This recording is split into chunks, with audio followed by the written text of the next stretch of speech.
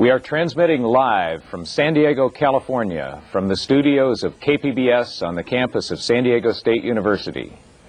Greetings to our participants in Mexico, Panama, Costa Rica, Venezuela, Ecuador, Paraguay, Peru, Brazil, Argentina, and other countries in Latin America. We would also like to welcome our distinguished friends at the Organization of American States in Washington, D.C. Welcome to the program Multimedia, Training Strategies, Design, and Evaluation. I am Dr. Michael Reel, your moderator for this video conference. We are interacting today with more than 90 participating sites and many leaders in the areas of business, government, and education. Our sessions are designed for the non-specialist, interested in using learning technologies for success locally and globally. Congratulations to those of you who today are completing the certificate program for this series after having participated in 4 programs. We would like to remind the coordinators at each receive site to collect the attendance sheets for your site and to return them to the International Training Center as soon as possible. At this time, you should also return to us a list of names of participants interested in obtaining the Certificate of Diploma for this series of programs, as well as the evaluations for this program. Our topic today is multimedia. What is multimedia, and how can you use it effectively? How can multimedia be designed, used, and evaluated? Multimedia, as our experts will explain, is the integration of text, images, audio, and data in a single communication environment. It is CD-ROM and Laserdisc. It is networked workstations or video gaming. It is Internet and the World Wide Web. In previous sessions of this series, we have explored the use of new technologies, especially computers, for education and training. We have also explored the uses of distance education and of teleconferencing to overcome obstacles of distance, travel, access, and presentation. Here with multimedia, we examine a new combination of learning technologies that offers great promise. Multimedia may sound to some like a Star Wars technology out of the range of my limits of budget, technology, and know-how. But that may not be the case. Yes, on the one hand, multimedia at its most exotic is today the subject of a race for competitive advantage involving billions of dollars, yen, marks, and pesos. Here in California, Hollywood and Silicon Valley are collaborating in a high-stakes game for business and entertainment. But on the other hand, multimedia is also being used now in many countries to train auto mechanics, medical professionals, banking and insurance personnel, tourism workers, and employees of manufacturing, government, and schools. After all, good classrooms have always been multimedia. They combine a teacher's words, student questions and comments, chalkboards, wall maps, tests and papers, songs, or whatever. Later, classrooms added film strips, overhead projectors, video, and computers. What multimedia means is a combination of all the above so that full motion video, text materials, audio, graphics, and other learning matter is available to the learner in an interactive, user-controlled, dynamic communication system. In other words, high-end multimedia tools may be morphing the images of the films The Terminator and Jurassic Park, but practical multimedia units are also instructing workers and students in everyday tasks. Our experts will explain multimedia and be available to answer your questions sent by us by fax or telephone. As a multimedia game might say, fasten your seatbelts to ride with us into the new world of multimedia training and learning. Or as we might say in our beach communities, jump on board while we learn to surf the multimedia electronic super environment. Our experts today are Dr. John Pavlik and Mr. Mark Better. Dr. Pavlik is currently director of the School of Communication at San Diego State University. From 1988 to 1994, he served as Associate Director for Research and Technology at the Media Studies Center at Columbia University. During recent years, he has become a highly recognized author and international specialist in the use of new instructional technologies and in the development of educational software. Dr. Pavlik obtained his Ph.D. in communication from the University of Minnesota and is currently working on his book, New Media Technologies, Cultural and Commercial Perspectives, to be published in 1995 by Allen and Bacon. Mr. Better is an award-winning multimedia designer and manager for Ivid Communications Incorporated, a multimedia producer here in San Diego. He started his media career producing industrial and educational videos, and later moved into the multimedia field after earning his master's degree at San Diego State University's Educational Technology Department. Mr. Better has worked for 10 years on projects ranging from industrial training to retail point of purchase and information applications. He is also co-founder and past president of the International Interactive Communications Society's San Diego chapter, an organization for people interested and working in the multimedia field. Welcome to you both. It is an honor to have you with us today. Before we begin with the first module, I would like to ask our guests some questions. First, why are modern electronic communications the true pillar of current multimedia technology? I think that it boils down to the fact that through electronic computer-based media, we're able to digitize, to reduce to ones and zeros in computer format, computer-readable information, all forms of content, text, audio, video, and to have that provided in a seamless, interactive environment for people to learn from in an enriched way. And also, actually, going from there, like any good communication tool, it allows you to take an expert from wherever he happens to be to the user and transmit the knowledge or training directly to the user.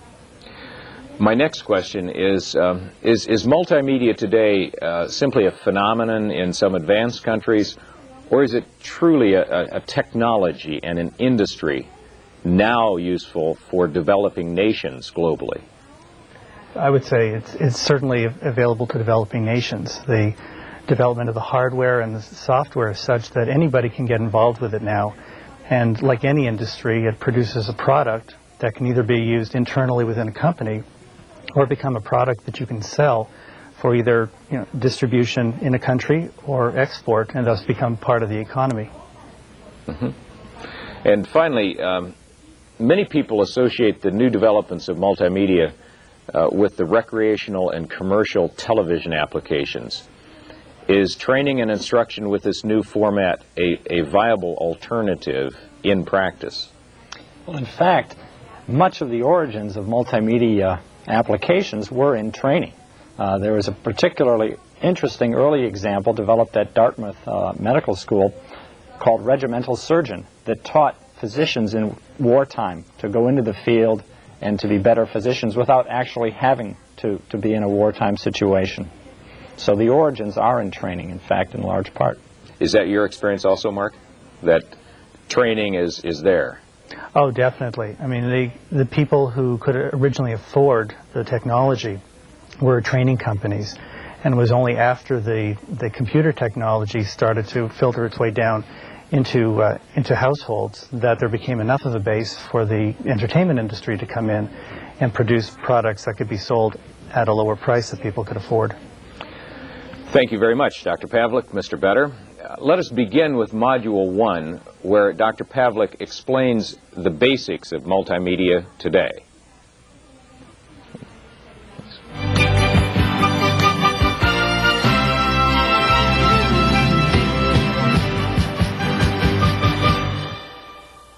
In the Middle Ages, when the quill pen was the writing tool of choice among most European authors and scribes, the written word was intended to be read in a linear fashion from start to finish. Each story had a single plot, moving from the beginning through the middle, and on to the end. Every reader, whether contemporary or of 15th century vintage, read the same story in the same sequence. In contrast, authors of pre-Columbian Latin America wrote from a completely different perspective. Rather than use words, Aztec, Mayan, and Incan priests and scribes used visual symbols, such as icons, glyphs, or quipus, to tell their story, often in a non-linear or non-sequential fashion. Inscribed on bark parchment or deerskin, many pre-Columbian writers used wooden quills and vegetable dyes to create their glyphic messages. Of course, only 2 of these pre-Columbian codices survived the Spanish burnings, and most of what lives on from this era is on stone tablets. Contemporary writers such as Michael Coe or Todorov have recently offered insight into the meaning and messages of these glyphic inscriptions. Others, such as Anthony Aveni, have only begun to decipher the mysterious Peruvian Incan message systems known as quipus, made up of arrays of long cords knotted in complex, 3-dimensional sequences, presumably as archival knowledge systems. These 2 contrasting forms of writing, those of Western and pre-Columbian cultures, are today converging in the world of networked multimedia communication.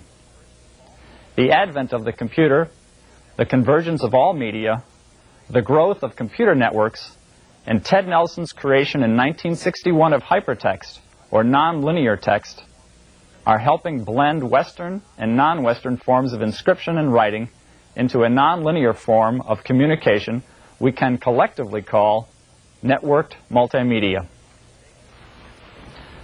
Nonlinear text, the basis for networked multimedia, represents a remarkable evolution in human communication.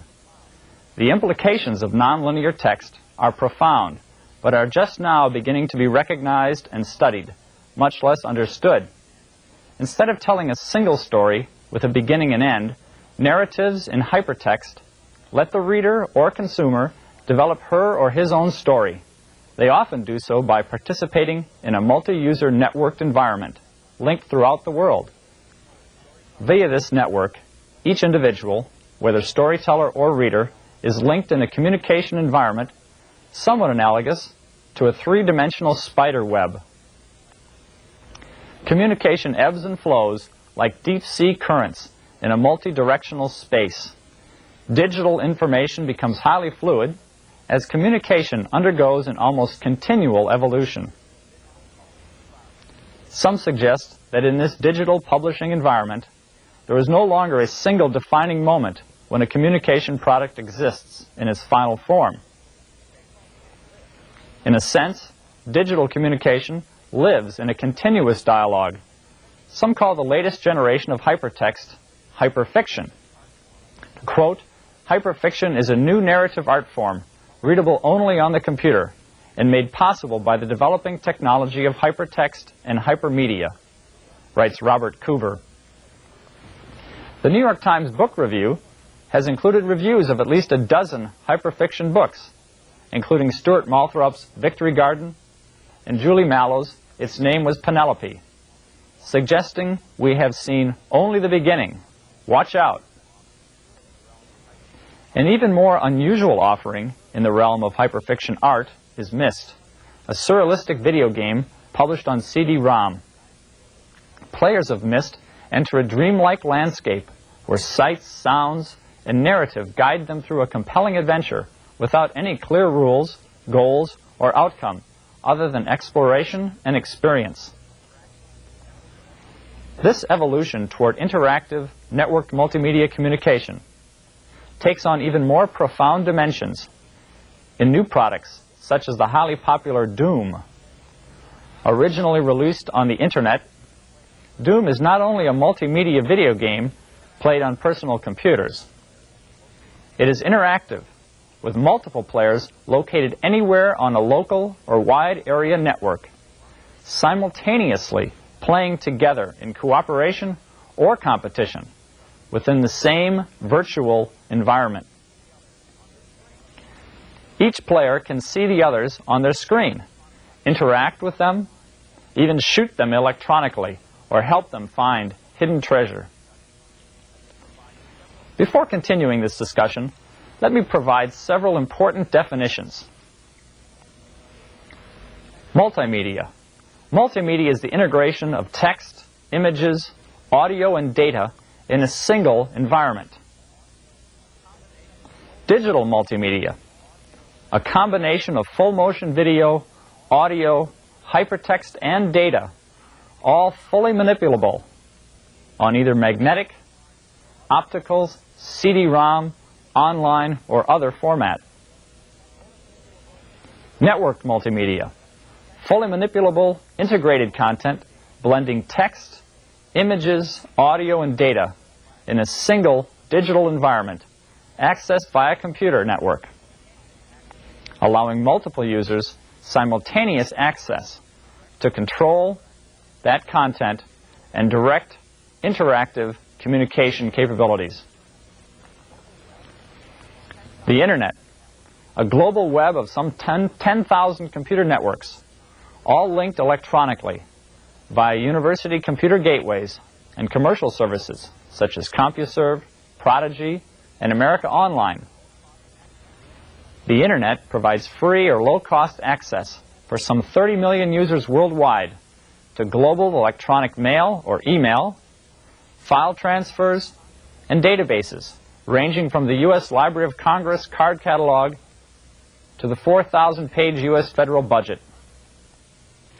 Internet grew out of the ARPANET, which was created by the U.S. Defense Department as the first national computer network in 1969, and supported recently, in large part, by the National Science Foundation, NSFNet broadband telecommunications backbone, the United States. The World Wide Web, a growing, rapidly interconnected set of computer servers, all on the Internet, each of which conforms to a set of network interface protocols created by Tim Berners-Lee of CERN, the European High Energy Physics Laboratory in Geneva, Switzerland. The web is moving rapidly from communication based principally on text to multimedia communication. Against this backdrop, let's examine the world of network multimedia production. New media executives are daily confronted by the dilemma of designing a multimedia product that will both take advantage of the capabilities of new technology, yet at the same time be familiar enough to allow audience members easy access. This is not a simple task, as the increasingly long list of new media failures attests. Nevertheless, there are important principles and lessons to be learned from experience and research. Roger Fidler, director of the Knight Ridder Information Design Laboratory in Boulder, Colorado, has been a new media pioneer since the early 1980s. As he heads into the brave new world of multimedia, he offers this advice to newspaper barons of the digital age. Only those newspapers that can blend credible, high-quality information with compelling interactive presentations will have an opportunity to live long and prosper, says Fidler. Although Fidler's words are targeted at newspaper publishers, the principles are really much broader and apply equally well to any new media entrepreneur. Quality content and full interactivity are two of the keys to the successful design of new multimedia products. A third consideration, often overlooked, is that of originality. So much of what's being produced today is what we call shovelware, says Bruce Page, president of Magnetic Press, a small firm in Soho, New York. Shovelware refers to electronic products that are nothing more than their paper products converted to electronic form, especially text-only products. Now let's move into the production process and linear and nonlinear editing and scripting models. As media companies and other creative entrepreneurs attempt to design multimedia products, they immediately confront the unsettled issue of how to conceptualize the process of creating content for a new medium. Just as Hollywood entrepreneurs of the early part of the 20th century developed new models for producing motion pictures, multimedia visionaries must invent their own creative systems for designing multimedia and online products. Many multimedia products are derived from the world of television and film production.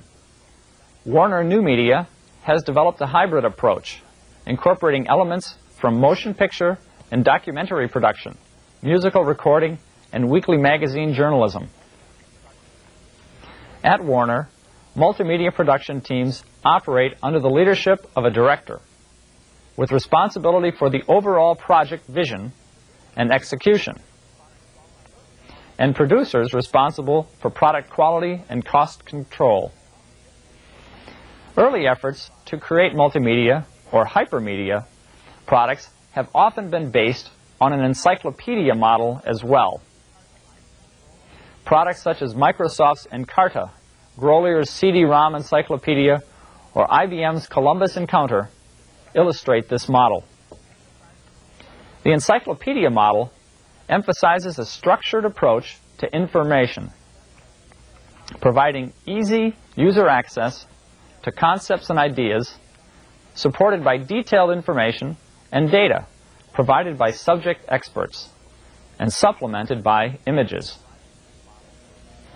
Multimedia products derived from this model add motion video and sound, and may add interactivity by providing feedback from an expert system, a note-taking feature, and even a system to allow the user to create her or his own multimedia products based on the original software.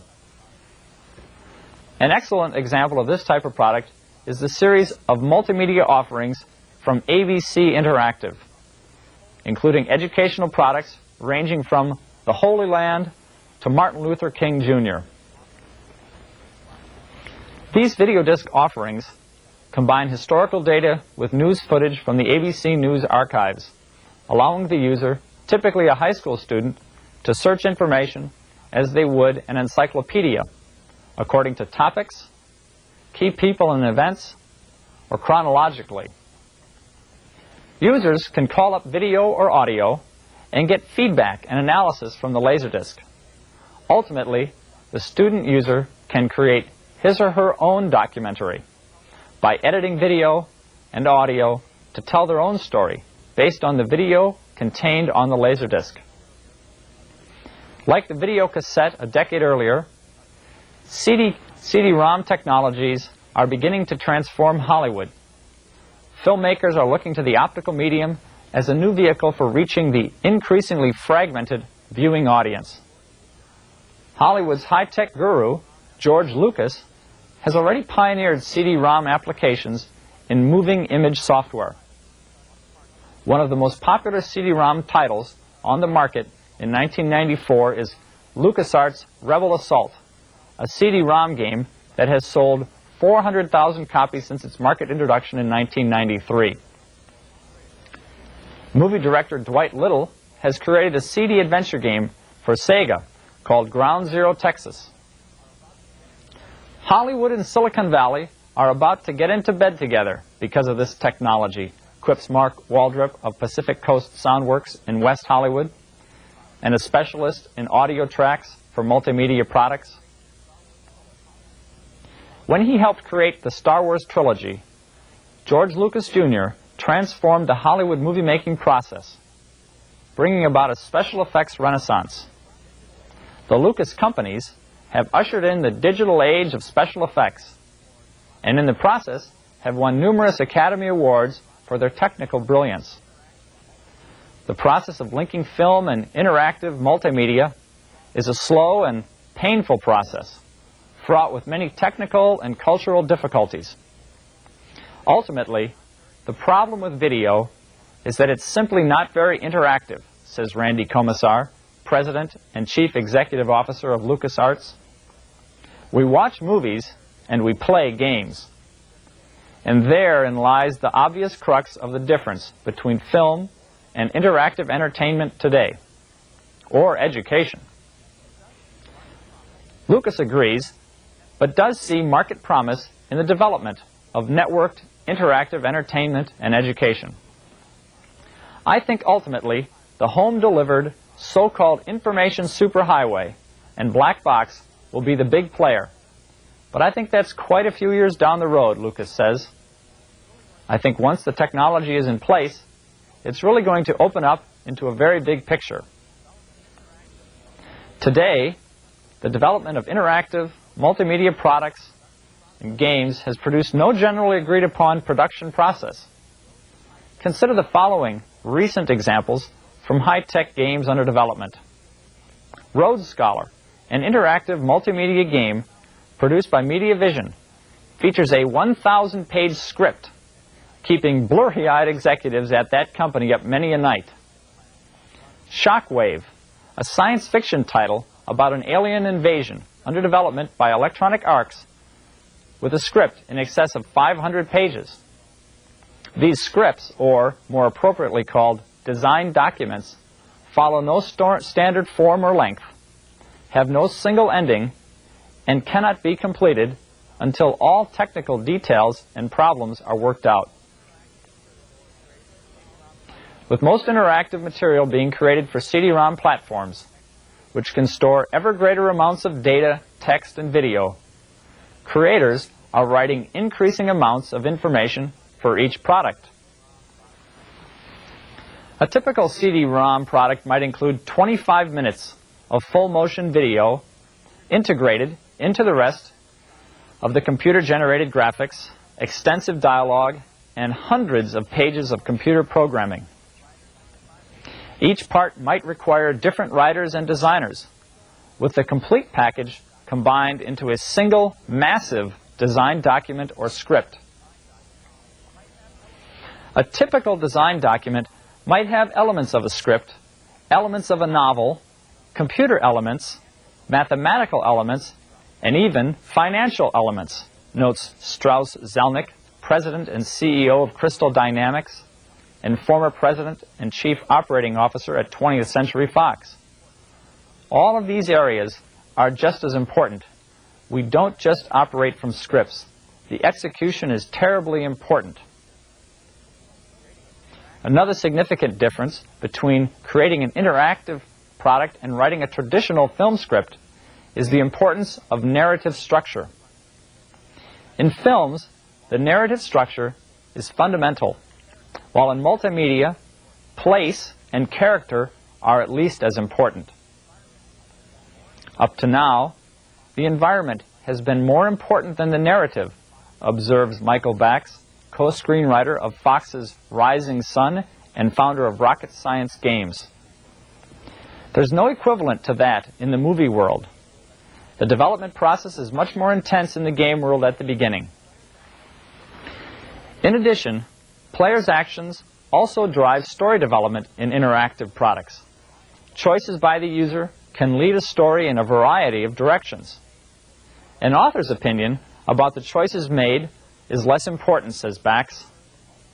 What's more important is making sure that the environment is rich enough.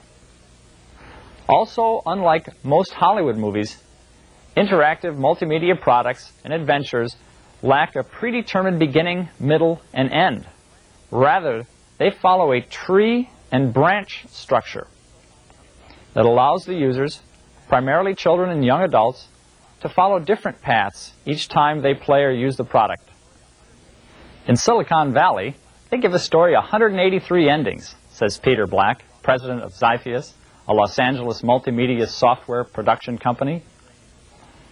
One of the hottest pioneers in the creation of multimedia software for the information highway is Trip Hawkins, founder and president of the 3DO Company, a Silicon Valley startup.